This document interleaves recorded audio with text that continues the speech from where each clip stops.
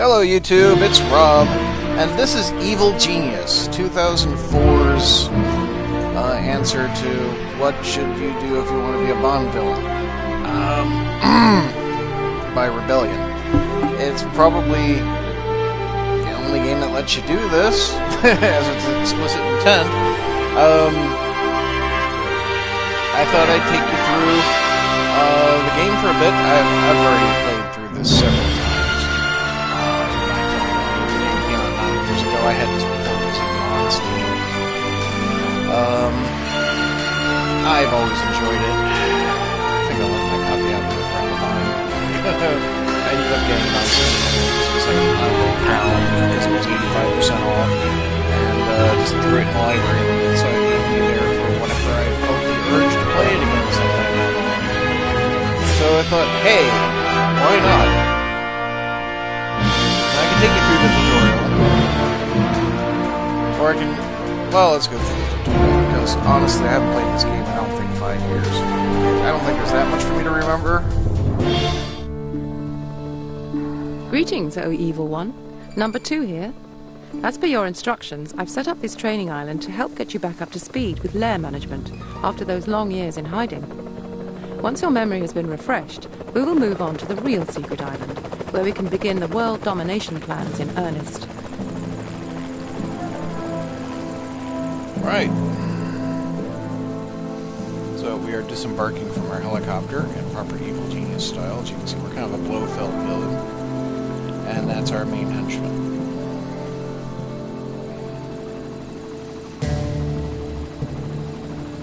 Allow me to introduce you to your henchman. This is Eli Barracuda. He'll help you deal with anything that requires a bit of brute force. The first thing you should get used to is moving the camera around the world. As you might imagine, this is the usual kind of camera control. Move to the edge. Well done. Now try zooming in and out. And that's the mouse wheel. Woo. That's right. Now just rotate the view and we'll move on. Yeah, we can rotate the view. Whee! Because, I mean, look, this game is from 9 years ago. I don't have a particularly high performance machine. I mean, it's a gaming rig, but it's not an amazing gaming rig. It's one I paid for, I think, 400 quid for. And yeah, this is not really taxing the engine very much. You can probably play this on pretty much anything. Select characters and objects in the world by left-clicking on them. Right. So the mouse pointer has changed shape to indicate you now have direct control. Notice the icon attached to the mouse pointer. This always shows you what will happen if you right-click. Try this now by moving around. You can go anywhere on the island, but be warned, if you die, your plans for world domination will be over. Yeah, so basically, I have to keep him alive. He's like kingpin of the whole operation. Wunderbar. And this is his sphere of influence, okay? So, other characters within this sphere are affected by his presence. You can also control your henchmen in the same way. Try ordering Eli to move somewhere. So you click on Eli, and you're like, okay, what I want you to do, I want you to say, oh, kill this person, but she's indispensable number 2, so I can't kill her. But, oh, I can kill all kinds of other people. Can't kill myself either. But we're gonna move.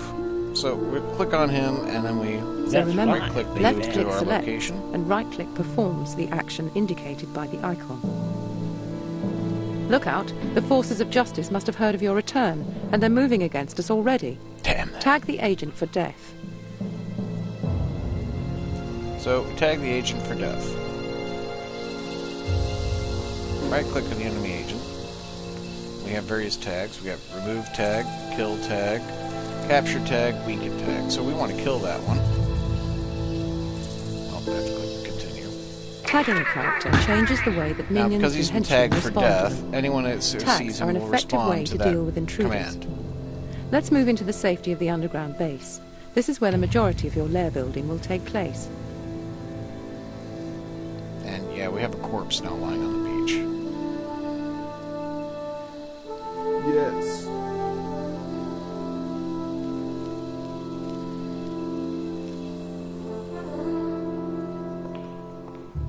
There is better. Ah, there you are. We should be safer here in the base. Before we start expanding the base, I'll remind you that all your current goals are logged on the objective screen. Try accessing it now. Check objective screen for new goals. Yes. Frozen my mouse. Primary goals are split up into smaller sub-objectives, indicated by the bullet points. If you're ever unsure about what to do, you should check here. Close the objective screen for now. You won't be doing any of the menial work around the base yourself, so your first priority should be to recruit some minions who can be ordered to build new rooms and buy new objects. Open the minion management screen to recruit some construction workers. We totally want some minions. You can control your base population with this screen. Each box represents a different minion type.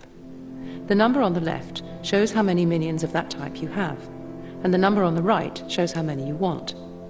Increase the number on the right to order some construction workers.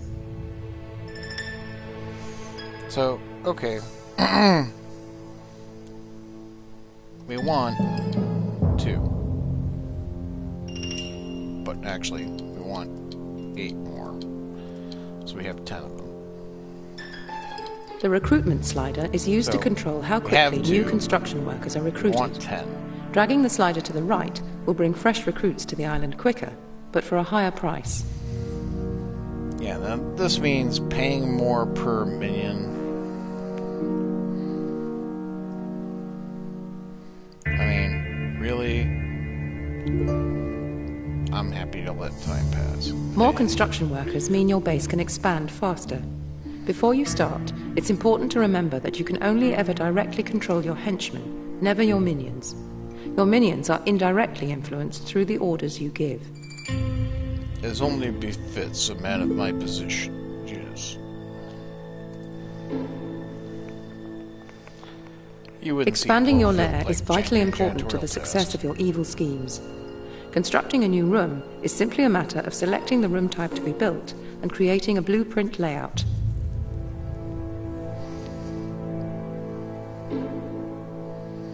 Right, so, where do I think I might want to put the room? Well, we may want to stick something over here.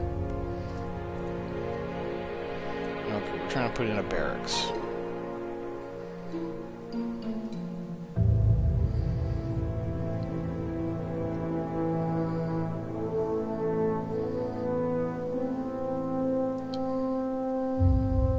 Once you've laid out your room blueprint, you can place objects, sensors, or traps. You can also cancel the room entirely, or go back to edit the blueprint if you wish. For now, open the object list. Select the bunk bed from the object list. This is a place for our men to sleep and rest. Rotating objects is useful for arranging objects as efficiently as possible, so that no space is wasted. Try rotating the bunk bed. Yeah, you can see here Place the bunk bed, then close the object list. These feet, right? That's the access points to it. Now, I can cut off one access point, but that means it's only half as effective. I need both access points accessible. So that means don't stick the bed here, stick the bed here. Object has been ordered. And Earlier, you tagged an agent for death. All tags are effectively orders that your minions will try to follow. Objects and rooms can also be given order tags. The room blueprint tag shows whether or not a room build order is paused. Left-click the room tag to commence construction. The room has been ordered but is not built instantly. Construction workers must first go to the strong room to get money to buy the construction materials. They will then go to the depot to buy dynamite. The dynamite is then used to carve the new room out of the rock.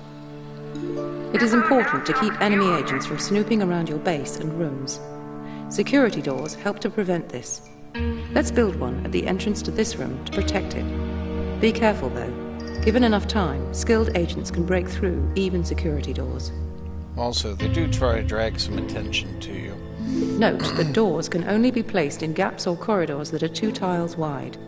So it is a good idea to include a doorway in your room designs. Object purchase order confirmed.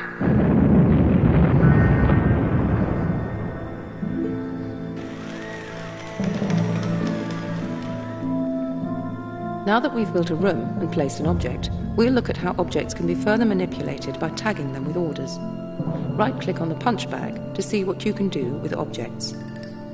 Selecting the Destroy tag will summon a minion to dismantle the object. Selecting the Move tag will allow you to choose a new location for the object. Try moving the punch bag. You can see these punch bags are kind of poorly placed. The green symbols represent the object's access points, where minions interact with the object. If critical access points are blocked, the object cannot be used. Move this punch bag to a valid location. Not all of your duties are concerned with the base.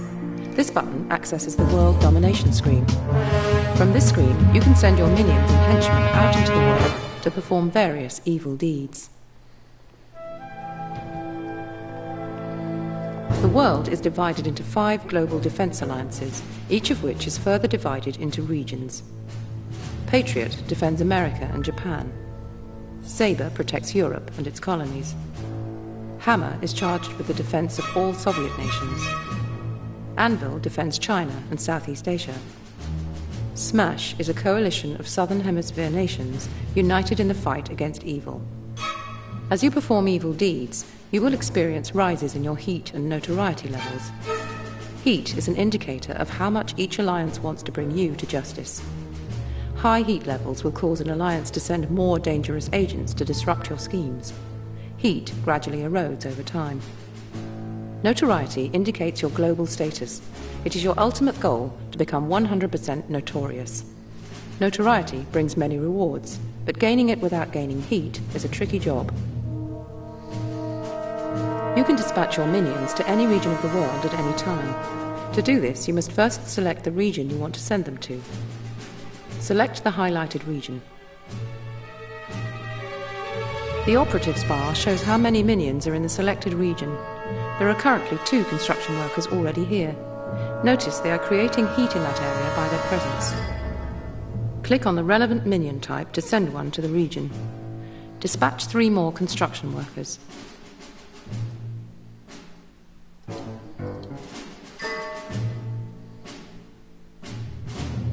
Operatives in a region can either plot, steal, or hide.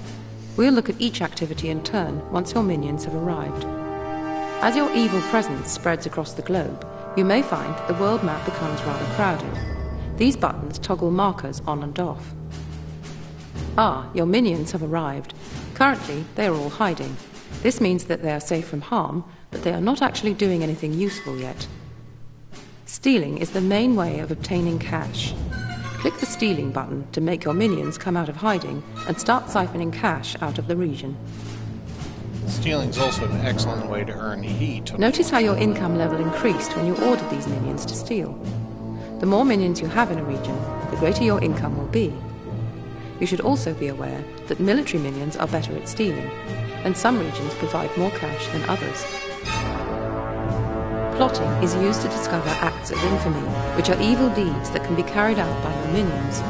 Click the Plotting button to try and reveal one.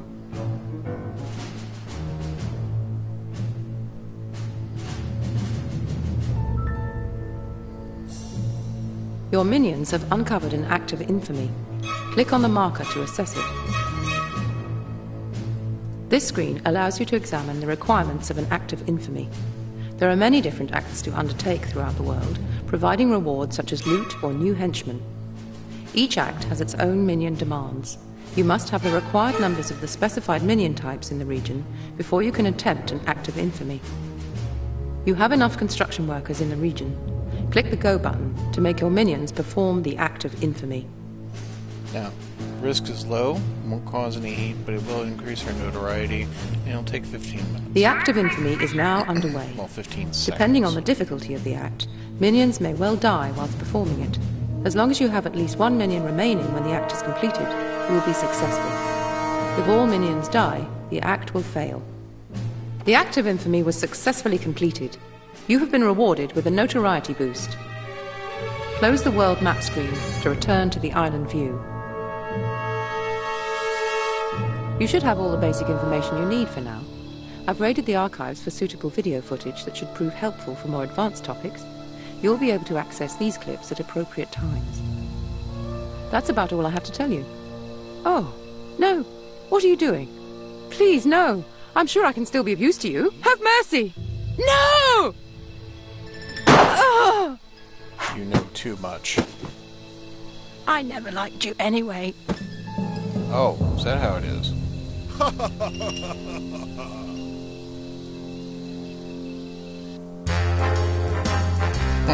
So that's the tutorial.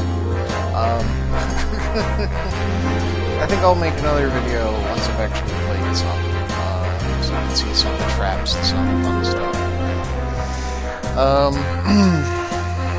Because it is 2004, our options are fairly limited. We have a number of resolutions available, but hardly current. Visual quality is low, medium, or high, or custom. We can adjust the camera slider. We can adjust the music, sound effects, and sound quality. We can adjust our stereo limits.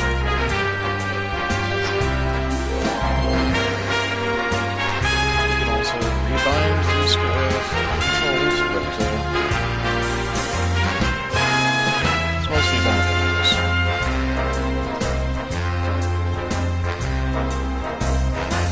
So, I'll give you a taste, but I'll give you a better taste once I've played some, and I'll shoot a video for the proper gameplay once we've actually been playing for a bit and see some of what's going on.